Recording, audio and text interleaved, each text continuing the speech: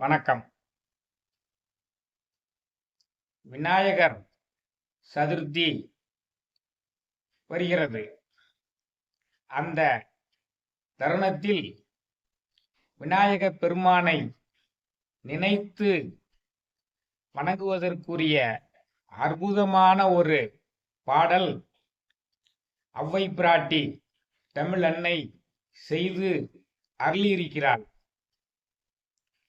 அது விநாயக பெருமான் கேட்டு ஔவை பிராட்டி விநாயகருக்கு நேரடியாக அகவல்பா என்ற பாடல் அமைப்பில் சொன்னது. அதனால் அது விநாயகர் அகவல் என்று வழங்கப்படுகிறது. அந்த விநாயகர் அகவல் தோன்ற காரணம் என்ன? விநாயகர் அகவல் பிறந்த அந்த வரலாறு தெரிந்தால் அன்பர்களுக்கு சுவையாக இருக்கும் அல்லவா? இருக்கும். திருமாக்கோதை என்னும் சேரமான் பெருமான் பெருமன்னர் ஒருவர் இருந்தார். அவருடைய பெயர் திருமாக்கோதை என்ற சேரமான் பெருமான். அவர் அப்பர், சம்பந்தர், சுந்தரர், மாணிக்கவாசகர் இந்த வரிசையில் வரக்கூடிய அந்த சுந்தரர் மேல் மிகவும் பற்றும் பாசமும் கொண்ட நெருங்கிய நண்பர். யாரு? திருமாக்கோதை என்ற சேரமான் பெருமான்.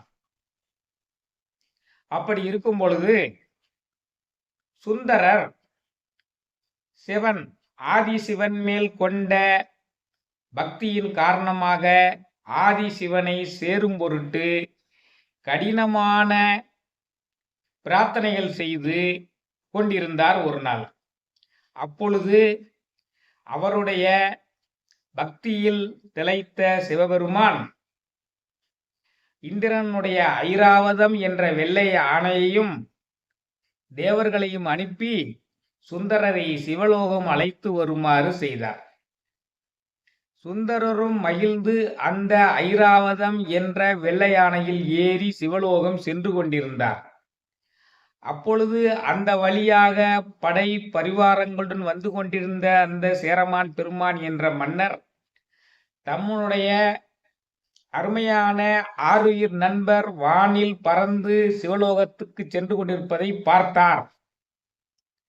தானும் செல்ல வேண்டும் என்று நினைத்து தன்னுடைய புரவி என்ற குதிரையினுடைய காதில் சிவயநம சிவயநம சிவயநம என்று ஓதினார்.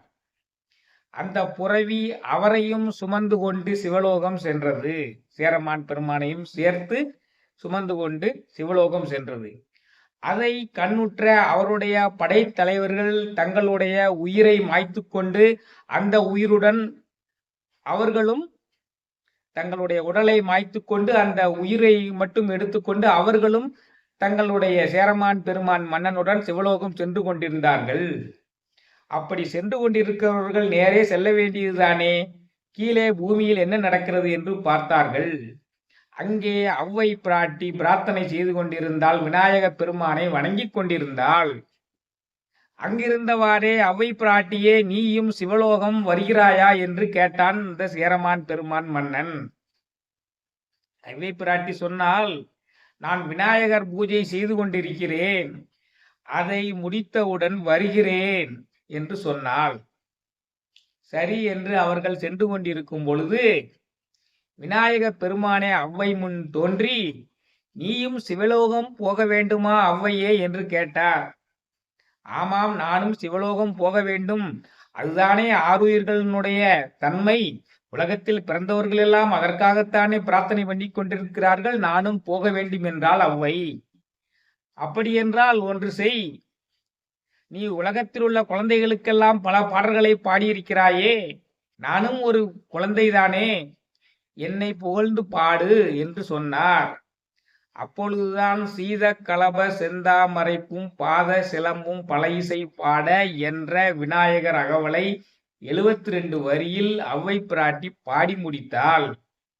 பாடி முடித்தவுடன் விநாயகப் பெருமான் தன்னுடைய துதிக்கையினால் அவளை தூக்கி எடுத்துக்கொண்டு சென்று சிவலோகத்தில் சேர்த்து விட்டார்.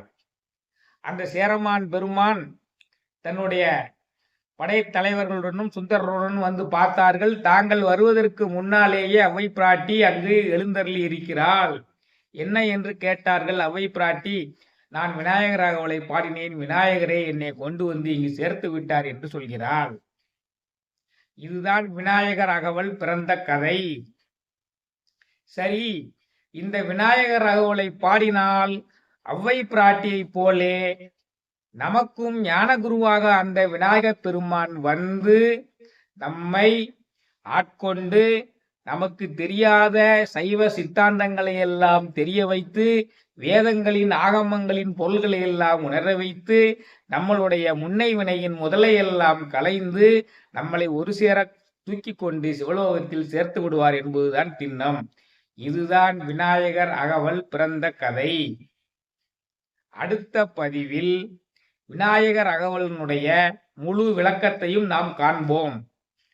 அப்படி கண்டுவிட்டால் அனைவரும் சொல்லுக பாட்டின் பொருளுணர்ந்து செல்வர் சிவபுரத்தின் உள்ளார் சிவனடிக்கில் பல்லோரும் ஏத்த பணிந்து என்று மாணிக்க வாசகர் சொன்ன மாதிரி பொருள் உணர்ந்து இந்த விநாயகர் அகவலை சொன்னால் நாமும் அவ்வை பிராட்டி சென்றமாறே சிவலோகம் செல்லலாம் என்பதில் எந்த விதமான ஐயமும் இல்லை.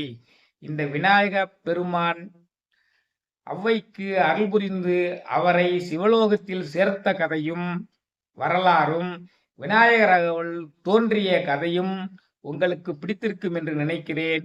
அன்பர்களுக்கு எல்லாம் பகிர்ந்து மேன்மைகள் சைவ நீதி அனைவருக்கும் சென்றடையுமாறு செய்யுங்கள். வான்மையில் வளாது பெய்க மலிவளம் சுரக்க, மன்னன் கோன்முறை அரசு செய்க குறைவிலாது உயிர்கள் வாழ்க, நான்மறை அறங்கள் ஓங்க நற்றவம் வேள்வி மல்க, மேன்மைகொள் செய்வ நீதி விளங்குக உலகமெல்லாம், மேன்மைகொள் செய்வ நீதி விளங்குக உலகமெல்லாம், மேன்மைகொள் செய்வ நீதி விளங்குக உலகமெல்லாம். நன்றி, வணக்கம்.